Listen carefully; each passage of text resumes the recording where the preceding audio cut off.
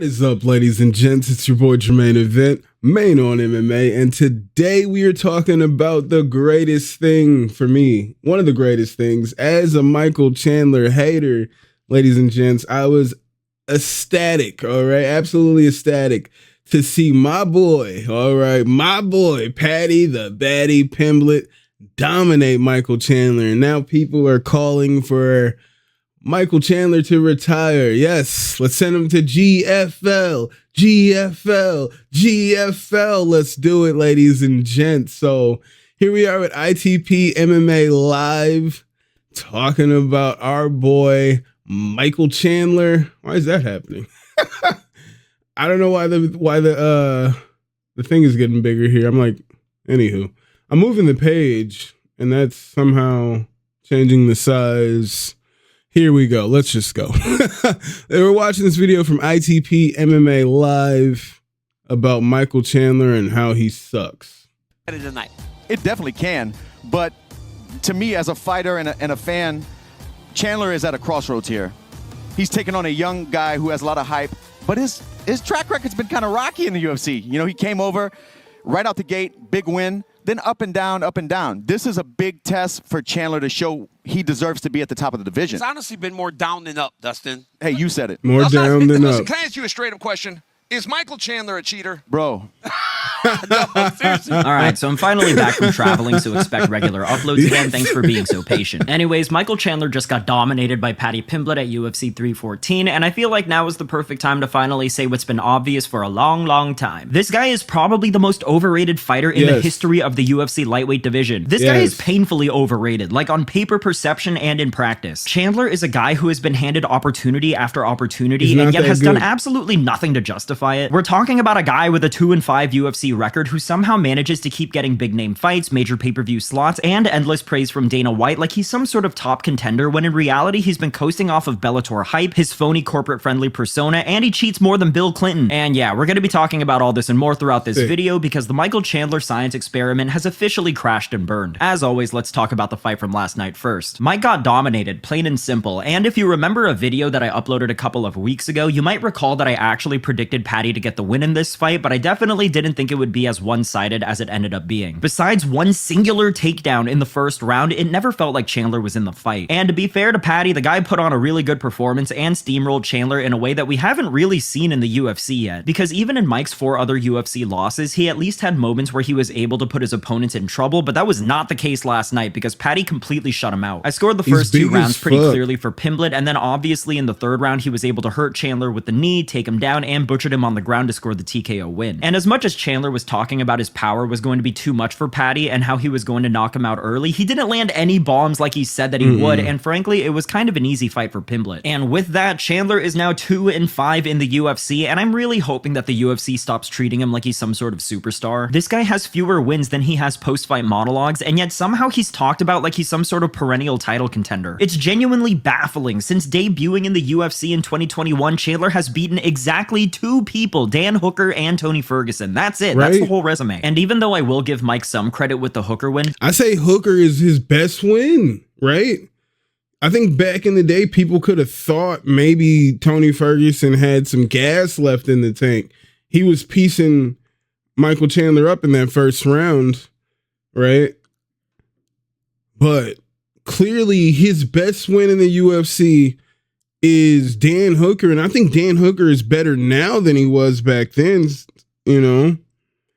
But that's his best win, and I don't like at that time. I don't think you're saying too much. Because I do think that performance has aged pretty well over the years. I also think it's worth mentioning that Dan had just been mauled by Dustin Poirier the fight before and really should have taken more time off before fighting Mike. Regardless, it's still a solid win for Chandler, and honestly, it's the only solid win that he has in the UFC in my book, seeing as his only other win is against Tony Ferguson. Chandler knocking out Tony in 2022 is the combat sports equivalent of dunking on an 8-year-old at the YMCA. By that point, Tony had already lost 3 in a row, was clearly deteriorating, and Chandler still almost got finished in the first round before landing that front kick in the second. This guy's entire UFC career is built around smoke and lies. Every time he's fought a legitimate contender, he's gotten exposed, yet somehow he's held a constant spot as at least a co-main event for pay-per-view cards. And it's not because of merit, that is for sure. It's because he plays the game, he does his corny little WWE speeches that only stupid people buy into, and most importantly, he kisses Dana's ass more than anybody else on the roster. And before I go any further, I hate when people glaze Chandler by saying that he's such an exciting fighter. I mean, yes, his fights are always fun, but at the same time, all of his opponents are also known for being entertaining fighters as well. When you're fighting guys like Dustin Poirier, Charles Oliveira, and Justin Gaethje, you're probably going to be forced into an exciting fight whether you like it or not. Now let's go ahead and throw this one in the garbage as well. The idea that Chandler was some elite lightweight based on what he did in Bellator. Look, I'm not trying to downplay Bellator like it's some sort of amateur backyard promotion, but let's be real here. Chandler built his... Hey, Patricio on Saturday didn't look too good against Yair, and Michael Chandler, in my opinion, hasn't looked too good in the UFC. We're watching this video. I don't rocks with Michael Chandler. Bellator hasn't looked the best. I say the long-term Bellator guys. You know what I'm saying? I feel like Kevin Holland was a Bellator guy back in the day, which... his career is so-so. Legacy by beating the same 3 guys over and over again. His biggest wins were over Eddie Alvarez, Patricky Pitbull, who I've always thought was kinda mid, and Benson Henderson, who was well past his prime when they fought. Meanwhile, he got TKO'd by Will Brooks, who ended up being a massive disappointment when he joined the UFC, and then he got TKO'd by Patricio Pitbull, who's a featherweight. The resume just does not hold up, and yet when he made his UFC debut, Dana made it seem like he was bringing in a mix of Khabib and Muhammad Ali based on the promotion. There was this bizarre insistence that Chandler was going to shake up the division and that he was a legit title threat. However, what we've seen instead is a guy with good power, a fun style, and absolutely zero ability to adapt to elite level competition. Every high level UFC lightweight that he's faced has figured him out and has usually finished him. Alright, now let's talk about how Chandler has built up this fake nice guy persona. He's always saying the right things, delivering motivational speeches, and acting like he's the second coming of Captain America. But when you actually watch his fights, he's one of the dirtiest fighters in the division. I mean, we're talking about a guy who's committed an entire highlight reel of fouls with zero accountability. Yeah, he's the nicest man in the world outside the cage, and when he gets in it, he's a dirty bastard, isn't he? I don't want to have a ref that's just going to let me get rabbit punched in the back of the head consistently. In there, he's a very, very dirty man. In his fight with Justin Gaethje, Chandler poked Gaethje in the eye, then kept swinging as the ref tried to stop the action. You know, I think it's blatant fouls. Blatant. You know, like hitting people, a lot of the Michael Chandler shit, pretty much everything he does, immediate point taken away. You know, smoking people in the back of the head. Then there's the Poirier fight. Chandler hits him in the back of the head repeatedly, literally sticks his fingers in Poirier's mouth to lift his chin up for a choke, and somehow never gets a point taken away. Dustin, can I ask you a straight-up question? Is Michael Chandler a cheater? Bro, Dog, seriously. he's a competitor. I think... Does he break the rules? In the octagon, does he cheat? yes. Yes. Dustin, you're not the only... I don't know if it's premeditated, but he's out there to win, and I think he's, you know... What's something nasty he would do? Would he do eye stuff? Would he do groin stuff? Dustin tried to say he fish hooked him. Not I'm trying, he did. Charles Oliveira had to fight through constant fouls during their rematch between the cage grabs, eye pokes, glove manipulation, and a ton of shots to the back of the head. You know, I'm not here to criticize, but I'm gonna tell you something. There were a lot of blows to the back of the head, a lot of fence grabbing.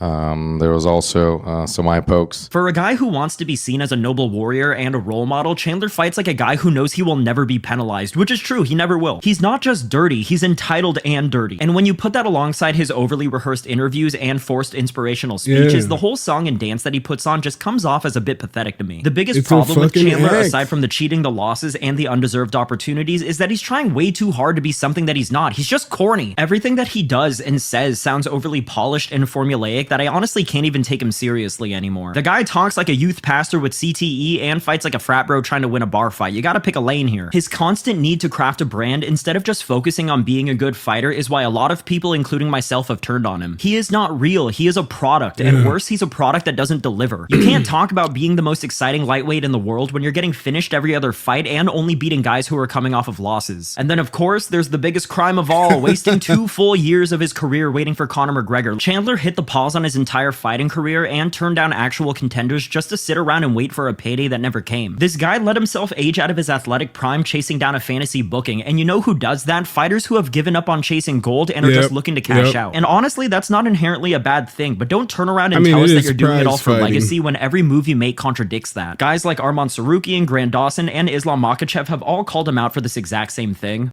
Guys that is very smart. Very smart, yeah. He lost last 3 fights. Very smart. Took the fight McGregor. Because he's so smart. They have same streak.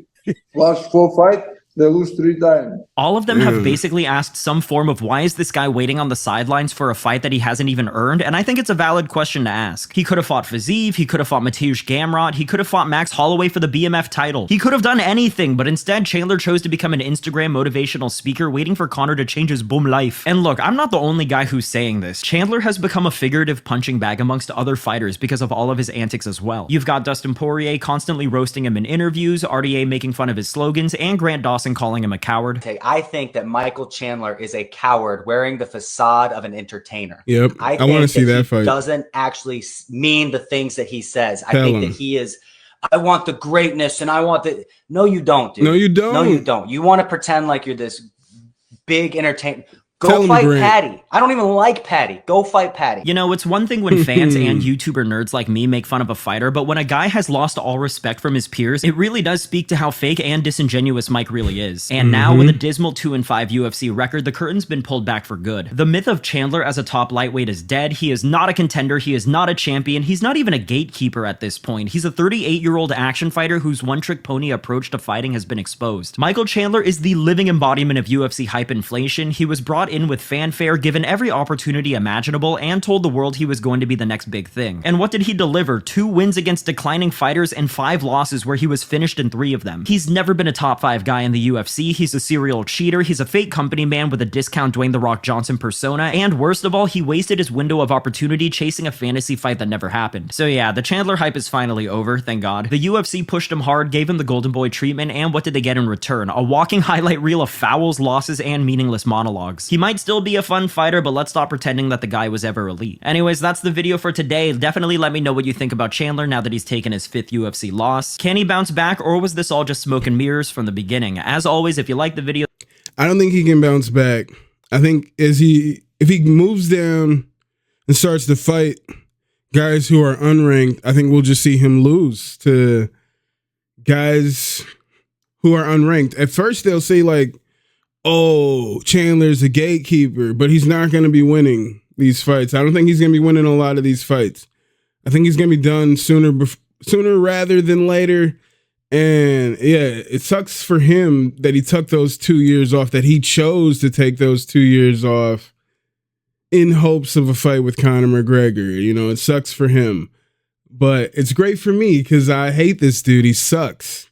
He sucks. No matter if that fake personality we see that he tries to put out there, when we see how he chooses what I said, we see how he chooses to conduct himself in front of millions of people, right? In the interview, it's super positive, super great guy, Christian, conservative, all American, blah, blah, blah. But in the octagon, he's the dirtiest person one of the dirtiest people we've seen in the game.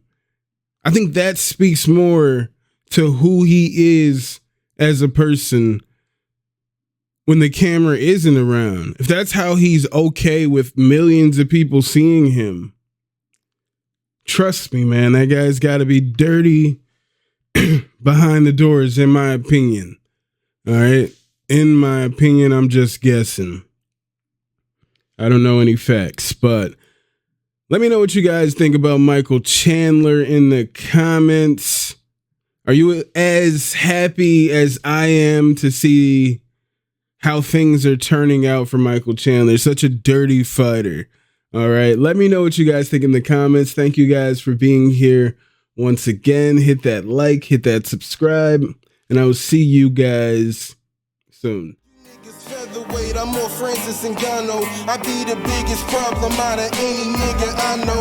A little old school like some 45 vinyls. You niggas old dudes, what that do to the wino? I do it the commercial way, pay without the splits.